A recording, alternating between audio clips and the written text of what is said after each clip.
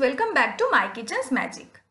পাঁচমিশালি সবজি দিয়ে ঘন্ট বা ঘ্যাঁট গরমকাল হোক আর শীতকাল, অনুষ্ঠান বাড়ি হোক বা বাড়ি, খেতে কিন্তু দুর্দান্ত লাগে। আর শীতকালে যেহেতু সবজি একটু বেশি পরিমাণেই পাওয়া যায়, সেই জন্য এই ঘ্যাঁটের স্বাদও দুর্দান্ত হয়।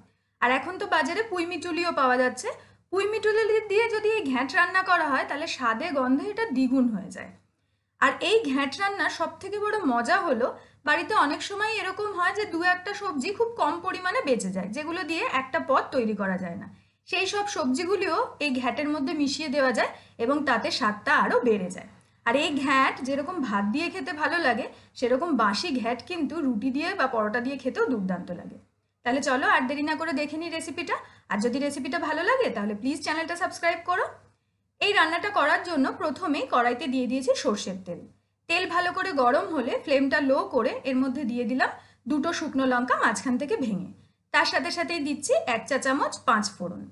এবার শুকনো লঙ্কা আর 5 ফোড়নটাকে 10 থেকে 15 সেকেন্ডের জন্য তেলে ভালো করে সাঁতলে নেব। মশলাগুলো সাঁতলানো হয়ে গেছে, এবার এর মধ্যে দিয়ে দিচ্ছি পেঁয়াজ। আমি এখানে দুটো মিডিয়াম সাইজের পেঁয়াজ একটু মোটা করে কুচিয়ে নিয়েছি। এবার পেঁয়াজগুলো হালকা বাদামি হওয়া অবধি ভেজে নেব। আর কেউ যদি এই ডিশটা সম্পূর্ণ নিরামিষভাবে করতে চায়, তাহলে পেঁয়াজটা বাদ দিয়ে আদা আর কাঁচা লঙ্কা বাটা ফোড়নে দিতে হবে, তাতেও কিন্তু স্বাদটা দারুণ হয়।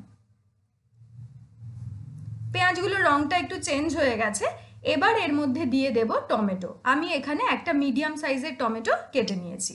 আর টমেটো দেওয়ার সাথে সাথেই দেব সামান্য একটু নুন, যাতে টমেটোটা তাড়াতাড়ি গলে যায়। এবার দেব বাকি মশলাগুলো। প্রথমে দেব 1 চা চামচ জিরে গুঁড়ো, তার সাথে দেব 1 চা চামচ ধনে গুঁড়ো, দিয়ে দেব 1/2 চা চামচ হলুদ, আর রঙের জন্য দিয়ে দেব 1/2 চা চামচ কাশ্মীরি লঙ্কার গুঁড়ো।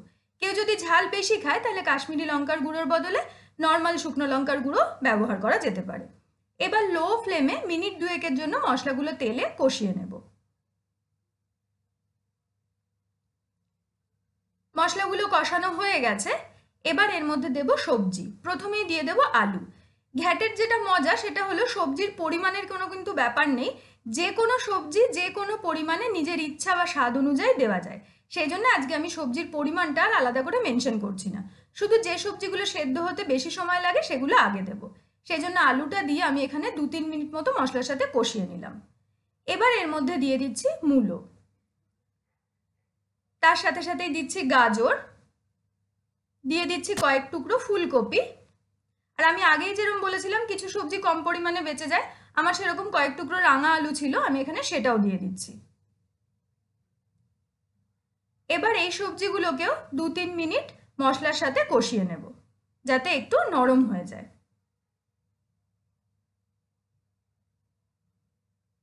এই সবজিগুলো কষানো হয়ে গেছে, এবার এর মধ্যে দিয়ে দিচ্ছি কুমড়ো। যে কোনো ঘ্যাঁট বা ঘন্টে কুমড়ো বা বেগুনের পরিমাণটা একটু বেশি হলে খেতে ভালো লাগে, সেজন্য অন্যান্য সবজির তুলনায় এখানে কুমড়ো আর বেগুনটা আমি একটু বেশি পরিমাণে দেব। কুমড়োটা দিয়েও মিনিট 2 মতো মশলার সাথে কষিয়ে নিলাম। আর এতে আগে যে সবজিগুলো দিয়েছিলাম সেগুলো একটু নরম হয়ে গেছে। এবার এর মধ্যে দিয়ে দিচ্ছি বেগুন। ছিল আমার কাছে কয়েক টুকরো বিনস, সেগুলোও দিয়ে দিচ্ছি। এবার কুমড়ো আর বিনসটা দিয়ে ভালো করে মিশিয়ে নেব। এবার এর মধ্যে দিয়ে দেব পুঁইমিটুলি। যেহেতু আজকে এটা পুঁইমিটুলি দিয়েই মেনলি ঘ্যাটটা করছি, তাই পুঁইমিটুলিটা একটু বেশি পরিমাণে দিচ্ছি, প্রায় 2.5 বাটি মতো। আর পুঁইমিটুলির জন্য এই ঘ্যাটের স্বাদটা সত্যিই খুব সুন্দর হয়। তার সাথে সাথেই দিয়ে দিচ্ছি স্বাদ অনুযায়ী নুন, আর দিচ্ছি সামান্য একটু মিষ্টি। মিষ্টিটা কিন্তু অপশনাল, এটা না দিলেও হবে, তার কারণ আলু, রাঙা আলু, গাজর, কুমড়ো এগুলোর জন্য ঘ্যাটটা এমনি একটু মিষ্টি মিষ্টি স্বাদের হবে, তাই কারোর ইচ্ছা হলে মিষ্টিটা বাদ দেওয়াও যেতে পারে। সব কিছু দিয়ে ভালো করে মিশিয়ে নেব। এবার এর মধ্যে দিয়ে দিচ্ছি একটা লঙ্কা। আমি লঙ্কার মাথাটা ভেঙে দিয়েছি।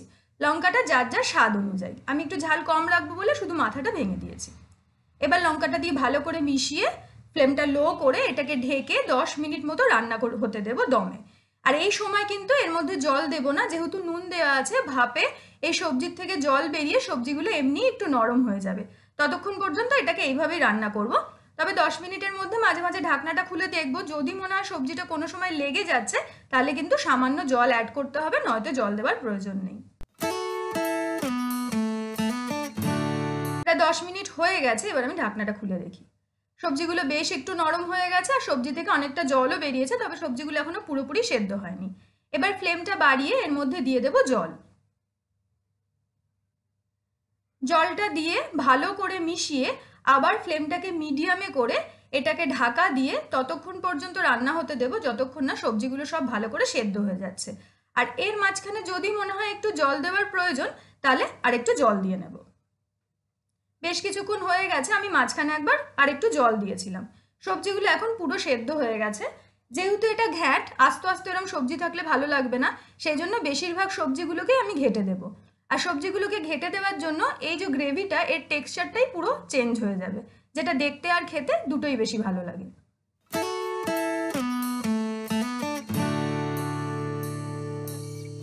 সবজিগুলো ঘেটে দেওয়ার পরে দেখো তরকারির টেক্সচারটা কিন্তু অনেকটাই চেঞ্জ হয়ে গেছে। এবার এর মধ্যে দিয়ে দেব একটু ধনেপাতা কুচি আর দেব হাফ চা চামচ ভাজা মশলা।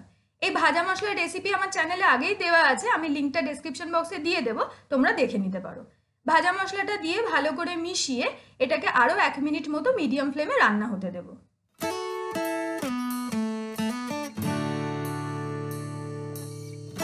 ব্যাস, আমার রান্নাটা হয়ে গেছে, এবার গ্যাসটা অফ করে দেব। রেডি হয়ে গেল পুঁইমিটুলি দিয়ে পাঁচমিশালি ঘ্যাট। রান্নাটা তোমাদের কেমন লাগলো সেটা কিন্তু আমাকে অবশ্যই কমেন্ট বক্সে জানিও। আর রেসিপিটা ভালো লাগলে এটা প্লিজ বাড়িতে ট্রাই করো। আজ আসি, আবার আসবো নতুন কোনো রেসিপি নিয়ে। টাটা।